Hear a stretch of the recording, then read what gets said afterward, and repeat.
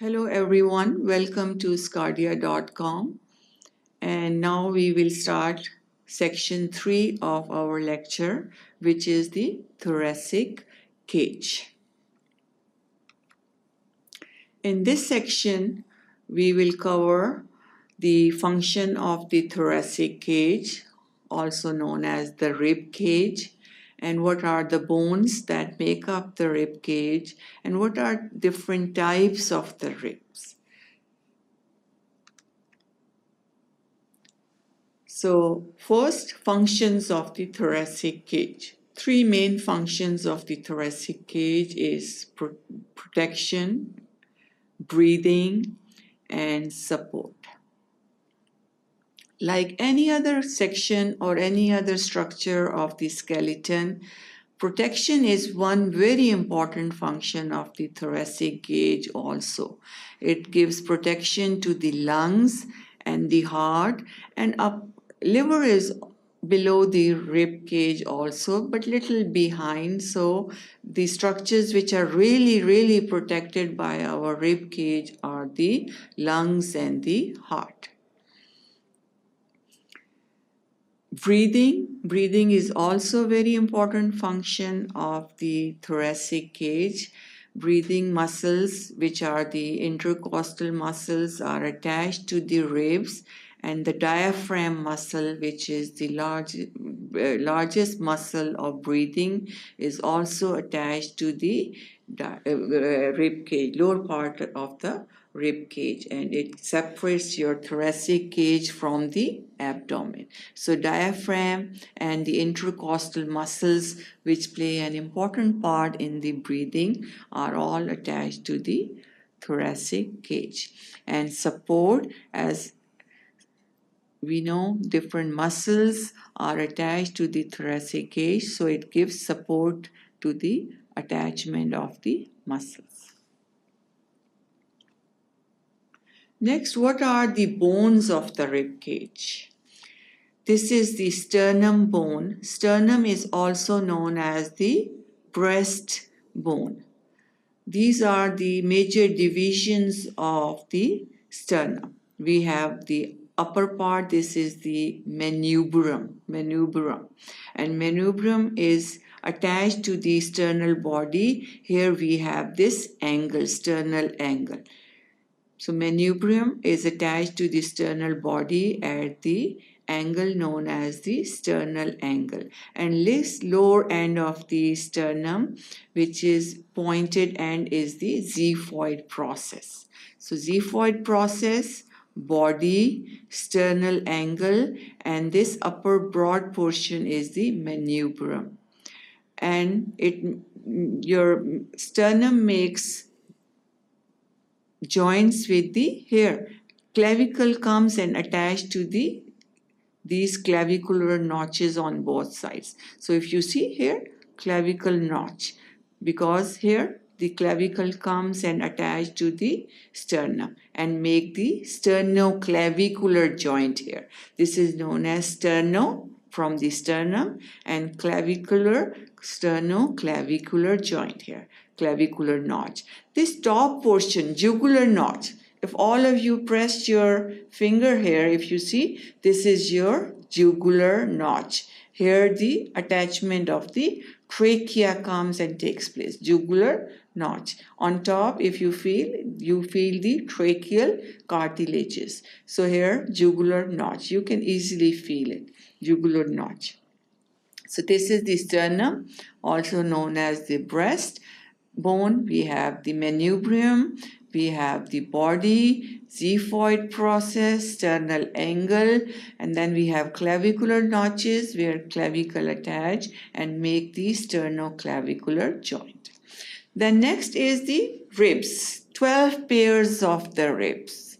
So all together we have 24 ribs, 12 on each side, 12 pairs of the ribs.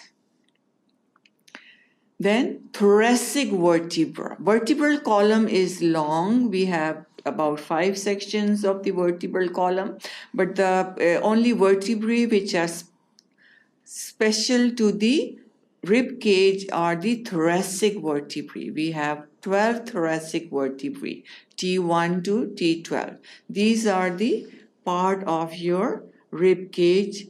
That's why we only mention 12 thoracic vertebra here. So this is the bones of the rib cage. Sternum, we have 12 pairs of the rib, which are altogether 24, and 12 thoracic vertebra.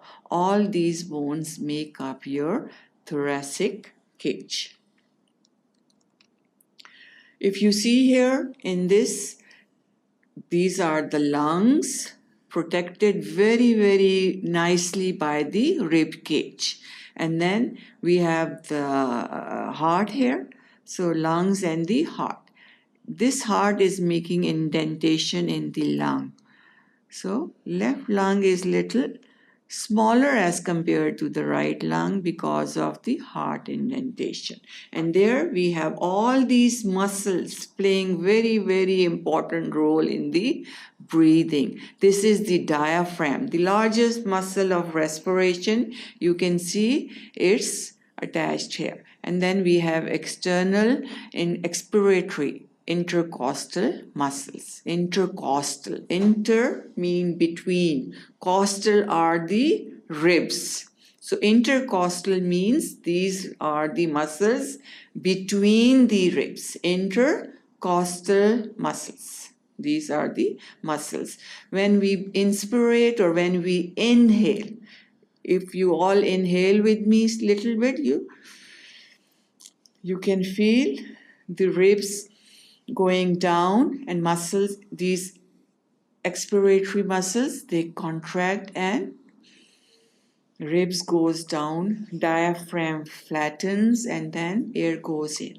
And when we exhale, ribs comes up, diaphragm comes, make a cone shaped and it pushes the air out by the pressure on the lungs. So that's how the breathing takes place. Inhalation, going down, making the cavity, and exhalation, air coming out.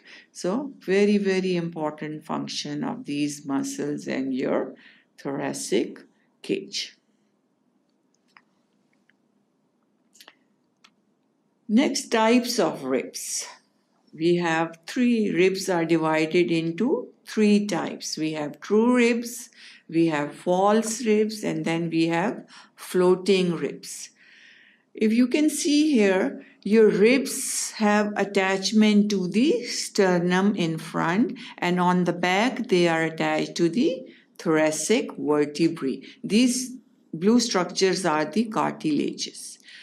True ribs, we have 1 to 7, we have true ribs. Why they are known as true ribs? That's important. You can see each rib has an cartilage at the end and have its own attachment to the sternum. So 1, 2, 3, 4, 5, 6, 7. Until 7 ribs, they have their own cartilage and they are attached to the sternum. So 1 to 7 are the true ribs because they have attachment individually with the cartilage to the sternum. Now the false ribs. False ribs are the next 8 to 12 are the false ribs. Out of those 5 false ribs, the last 2 are the floating ribs. And why these are the false ribs? If you see 8, 9, 10. All these have the combined cartilage here. And this in turn is attached to the sternum. That's why they are known as the false rib, because they don't have their individual attachment. They have separate attachment. They are all combined with one cartilage to the sternum. They don't have the individual attachments. And the last 2 out of these false, we have floating ribs. If you see, these are the floating ribs. Why they are known as floating? Because they don't have any anterior attachment to the sternum. So they are just floating, very easy to break. Any punch on the back here, your floating ribs get fractured here because they have no anterior attachment and they don't have that stability which other ribs have, especially the true ribs, because they have their own individual attachment with the sternum, but the false ribs do not have that individual attachment. They have combined attachment to the sternum. So in this third section of our lecture, we talked about the thoracic cage and we went over the functions of the thoracic cage, what are the different bones that make up the thoracic cage, and what are the different types of the ribs and how they are differentiated with each other. Thank you for watching sqadia.com.